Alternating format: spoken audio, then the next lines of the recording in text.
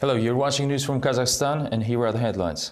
The defense of border guard Chelakh declared that 18 bodies were discovered at Arkan-Kergen outpost, as opposed to previously reported 15. At the second day of the hearing, attorneys insisted on the recusal of the judge.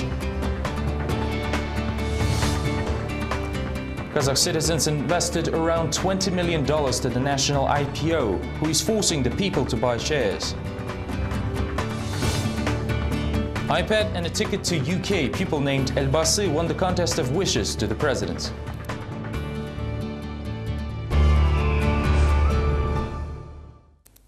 New details, new bodies in the case of the border guard Vladislav Chelakh. The second day of the hearing over the notorious case underwent in Taldykorgan on Tuesday. Its results are controversial. On the one hand, the testimonies of witnesses, on the other, the sudden active stance of the soldier. Details in the next report. Defense attorney Sergei Sarsenov issued a statement that Vladislav Chelakh's case now involves 18 victims killed at the outpost instead of 15 as reported earlier. According to the lawyer, the additional bodies were not subjected to forensic medical examination. They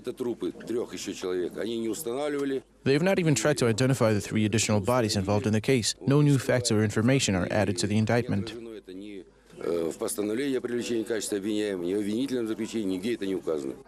The statement was made during the court break when everyone expected a response to challenge the judge Yerbol Akhmedjanov, whose impartiality was questioned by Chelakh's lawyer. However, Savidkhan Sakyanov dismissed the defense petition, thus retaining Akhmedjanov's judicial power for the case trial.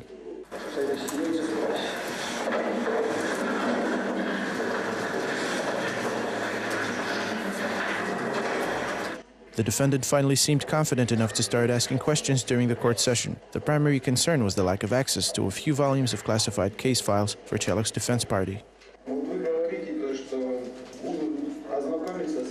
You suggest examining the classified volumes during off hours, but that makes it impossible for the defense to go through all the case files. In turn, the court promised to allow an adequate time frame to review the case. The next question was asked during the examination of a witnessing contract soldier Daniyar Sarsenov, who visited the Arkan-Kergen frontier outpost a few days before the tragic incident. He attested that at the time Chelakh was already in conflict with his colleagues. Your Honor, I testify that this happened on the 18th, not the 14th. You will have a chance to elaborate on this at your own examination.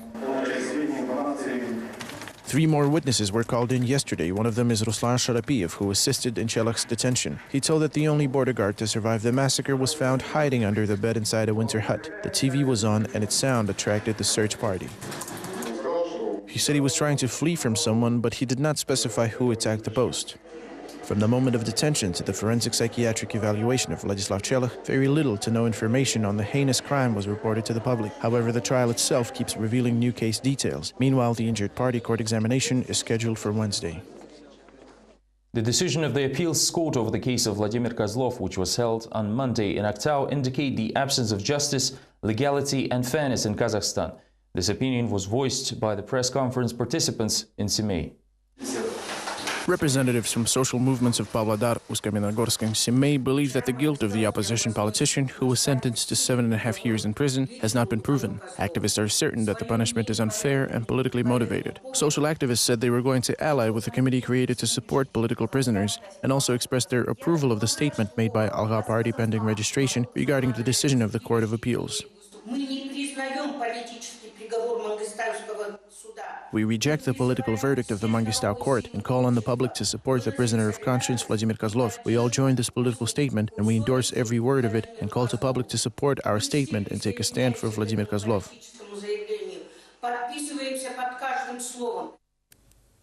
The High Representative of the European Union for Foreign Affairs and Security Policy, Catherine Ashton, will consider the appeal of the MEPs concerning the situation with political prisoners in Kazakhstan and the case of Vladimir Kozlov in particular.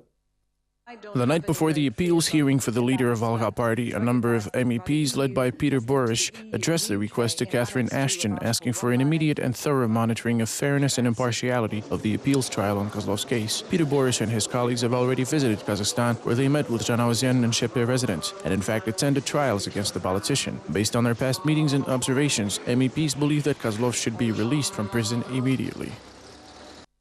Zhanozyan orphans who were transferred in September to Aktau reported to the journalists on the ethics and regulations of the new institution.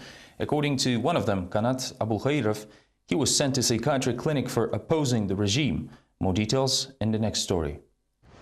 Kanat Abulkhairov, a foster child at Zhanozyan orphanage, has not gone to school since the beginning of the year. There are, however, more serious matters at hand than education. The boy says that orphanage administration locked him in a mental institution for protesting against abuse.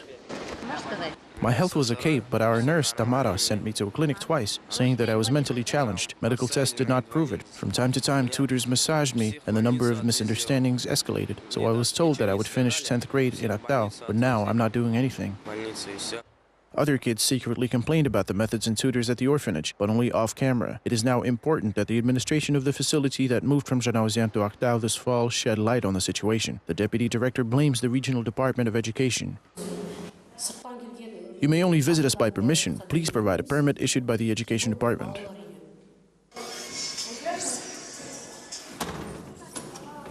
But unfortunately, there was no chance to speak to the head of the education department of Mangistar region. According to his secretary, he is always busy attending important meetings.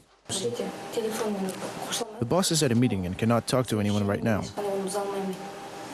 Foster children at the orphanage want the government to give them the reasons why they cannot study as everyone else. Meanwhile, Kanat Abulkhairov seeks protection from the state. We request to replace the director and tutors who were beating and abusing us. We also want a special committee to be set up to control the spending of money allocated from the budget, since it is not clear right now. It should be noted that this is not the first time foster children complain about difficult relations with the orphanage personnel. Until now, children were afraid to even speak of certain rehabilitation approaches practiced in Kazakhstan's specialized facilities. Immediately after the meeting with journalists, some of those involved in this story got into trouble. One of the orphans of Aktau orphanage complained on pressure from the administration and police.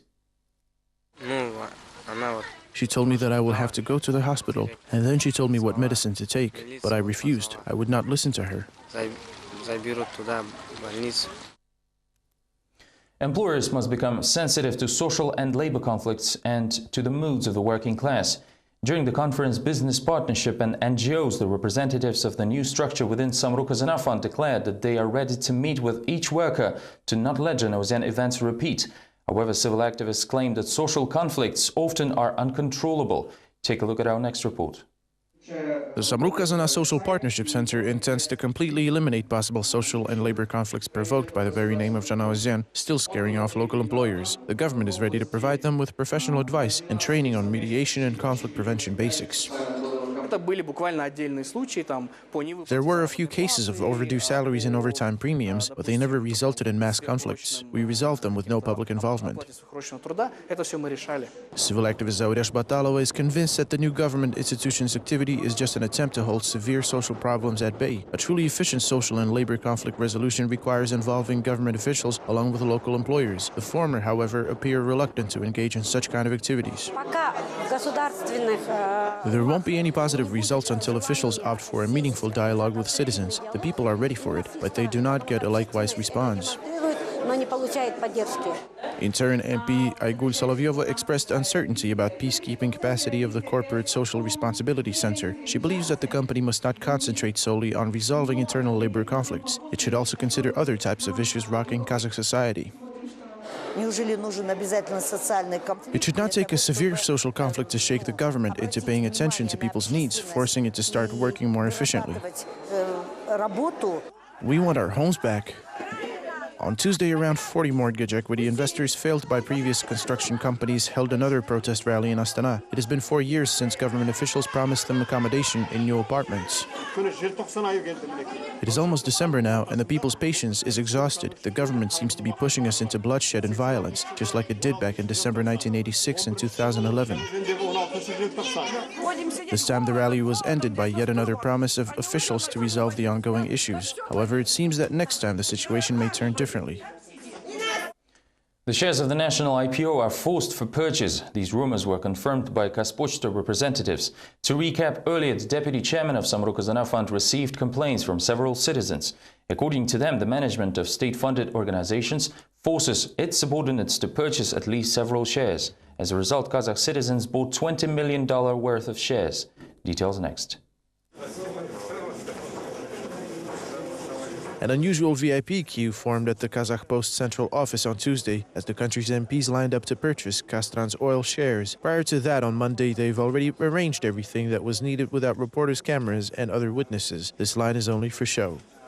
Even the Communist Party representatives are taking part in the people's IPO. It is unusual since communism and capitalism are two different beasts. Communist Jambul Akhmedbekov cares about private assets despite the teachings of Vladimir Lenin. The MP purchased 150 shares at $5 apiece. He says he was sold by Kazakhstan's oil's victory at a recent bidding.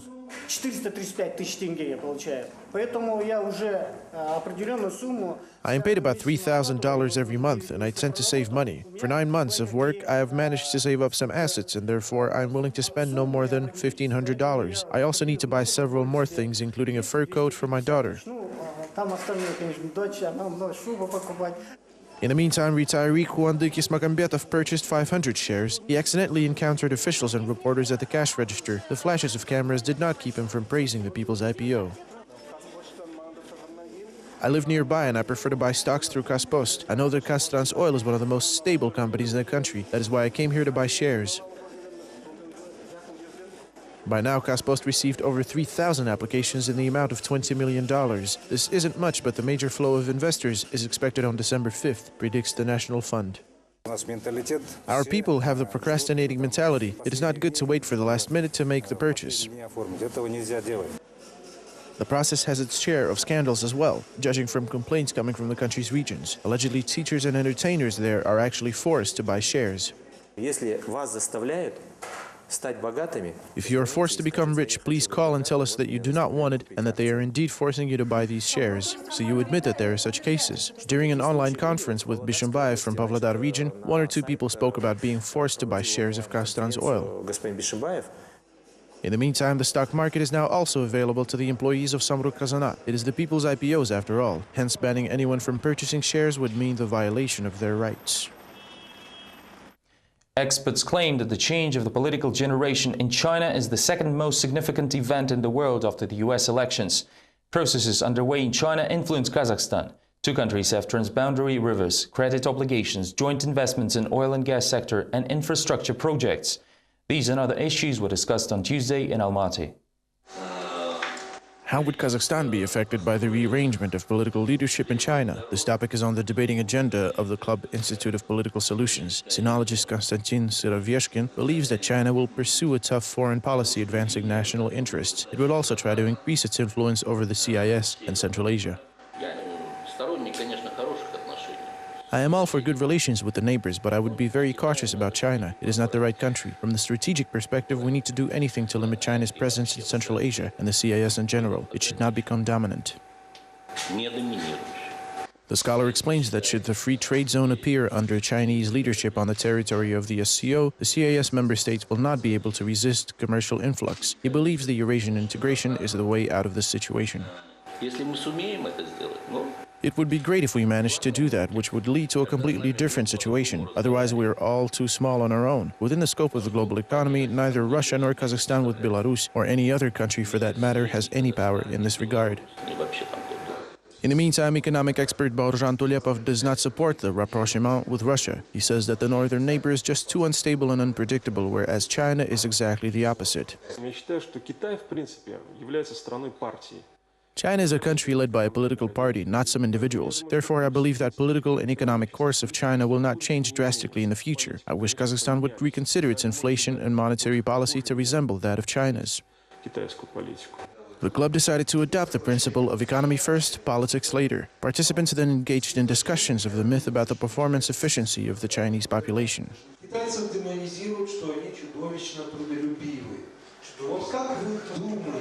The Chinese are widely believed to be terribly hardworking people. Do you really think it's possible to put an effort and try to outdo them in the field of labor, trade, etc.? But they're not really different from us, so it is possible to compete with them on an everyday level. They're just as lazy since they are normal people. They just love to get up early, but they go to bed early as well.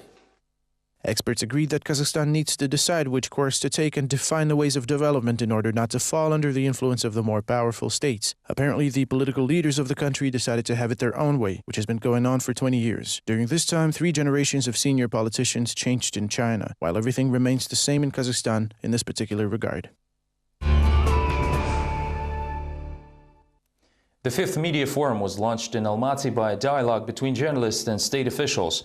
The latter are quite satisfied with the situation and information policy of Kazakh mass media providing numbers and budget assets, while specialists note the low quality and absolute failure of TV channels and outlets.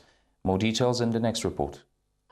For the fifth consecutive year, mass media representatives gather at the Media Council in Almaty to discuss corporate issues. Their main objective is to draw attention of state officials. At the same time, MP Svetlana Romanovskaya says that the government improves the media market in its own way.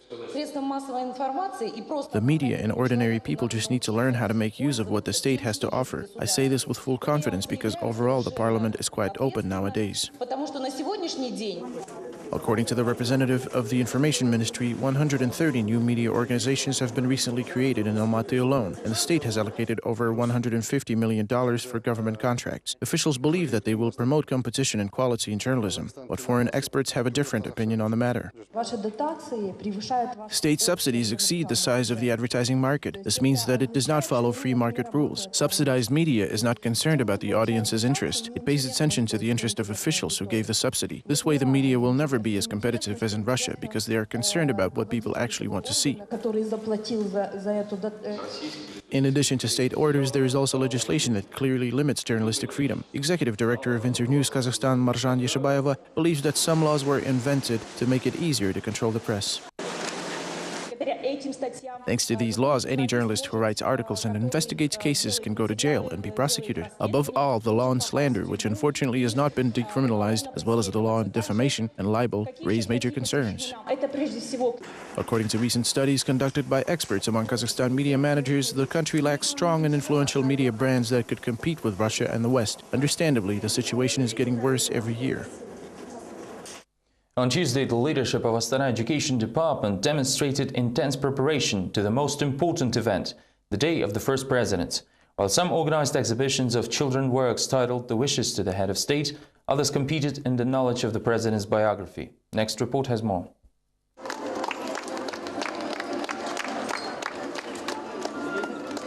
More than 70 paintings and handcraft items made by preschoolers, pupils and university students feature the best birthday wishes for the head of state. The 6-year-old Arlan Tuligenov truly believes that Kazakhstan is in safe hands, but unfortunately the excitement got the better of him in front of the camera. His mentor from the daycare rushed to save the situation. Just repeat what we rehearsed. It is the president's hand. You just caught him off guard. We reviewed many works, but this hand was our pick. To make sure everyone gets that it's the president of Kazakhstan, we decided to draw a map of the country too. For his victory in the contest, university freshman Kaskarbayn Nurmaghanbet was awarded with Mahmud Kusmbekov's book, Biography of Nursultan Nazarbayev. The student proudly displays his prize and openly shares his feelings about the national leader. I don't think the nation will survive without the president. He is the protector of our land. No life without the president is possible.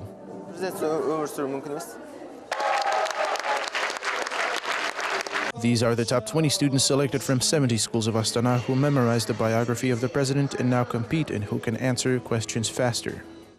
What's the name of a book containing over 70 poems written by Nursultan Nazarbayev over the years? The Soul Light. Correct. What is the president's residence called? Al-Khorda. Correct. When did Nursultan Nazarbayev enter first grade? 1948. Correct. What musical instruments does the president play? Dobra. And? Piano. Incorrect. This boy cannot lose by default since his name is actually Yelbasi, translated as the national leader. My name already grants me the respect of my friends. They respect and believe in me as the leader of their community. He was the first baby born in the district during the presidential election in April 1995. The head of the village administration advised the parents to name the boy Yelbasi. On Tuesday, he won the competition and was awarded an iPad on top of a month-long trip to the UK. The pupil has yet to enter any political party, but is already a member of the student government. Interestingly, he does sound like a real Yelbasi. Kazakhstan is a democratic state. The president is the leader here, and he does everything that his nation wants.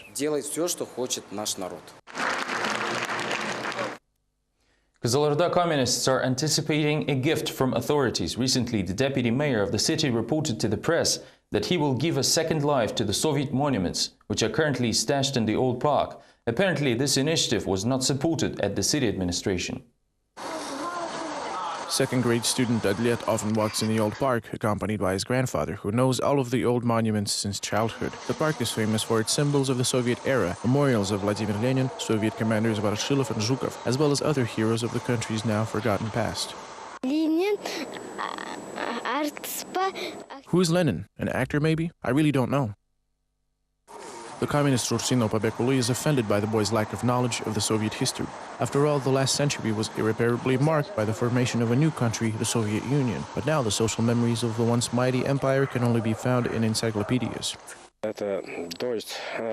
Lenin was the leader of the international proletariat, the working class. He sought justice in everything. This is our history and everyone must know it. Deputy Mayor shared the concerns about slipping historical heritage voiced by Kazalorda communist leader. He said in a newspaper interview that a new ambitious project will remedy the situation. The people have already given it a name, the Alley of the Soviet Era. According to Jaslan Shantasov, it'll be a part of a new park on the Sirdarya river bank.